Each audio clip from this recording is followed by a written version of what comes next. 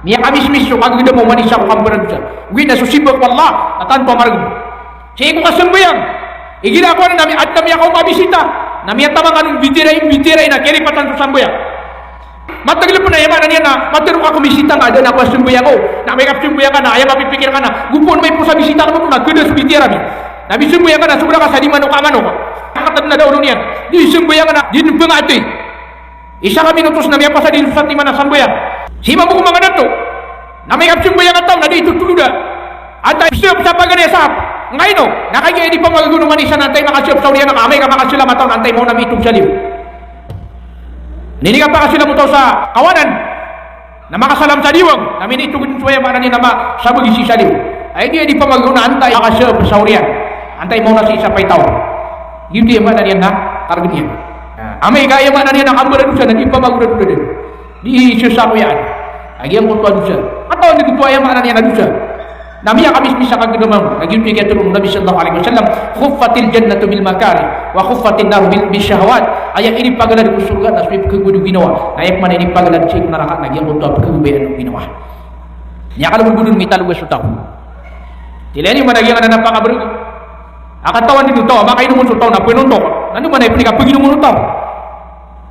Giga ya ayat mana ni nami mangi begua mga bisyo. Asyabu katawan dito tawa maka tamun so taw na ayaw mana niyan akali na pamikiran niyan. Bedengan nun. Katawan niyan na bedengan nun. Ayaw mana niyan na bedengan niyan man.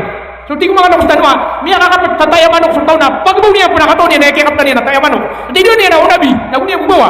O ayaw mana niyan na miya daw. Yan ni piya ka mong sasagyan kaya itan o kapag ito niya. Ayaw mana niyan na. Anto na ni banda. Katawan tanong na dusa ito, na bedengan tanong pa na dusa.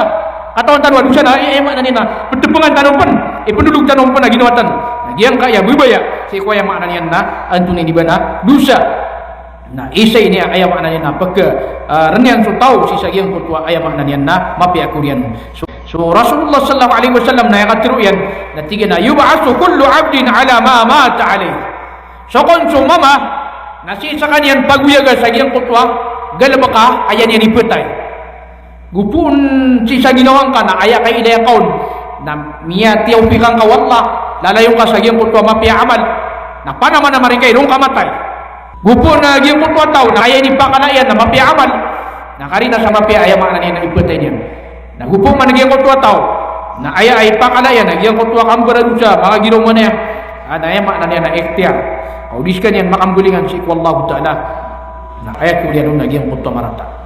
Jadi mana yang kutua sangat tahu mama dirun ditirun la ilaha illallah si sagiang kutua apa tenian dirun ditirun la ilaha illallah sabutin ka la ilaha illallah na ayam ya tiru ya nanti gina jiu kena gegegah ubakan mati la ilaha illallah dia namanya hadar dengan laku tulan saya sakam mismu na adna miliar asakam din mismu dirun ditiru sabutin ka la ilaha illallah namanya ngelang-ngelang lain di mana tu di mana ngelang-ngelang mana patut terkatanu nah mapia semua amal tanu para mapia kip kilap tananu wayang maknanya na la ilaha illallah mas apa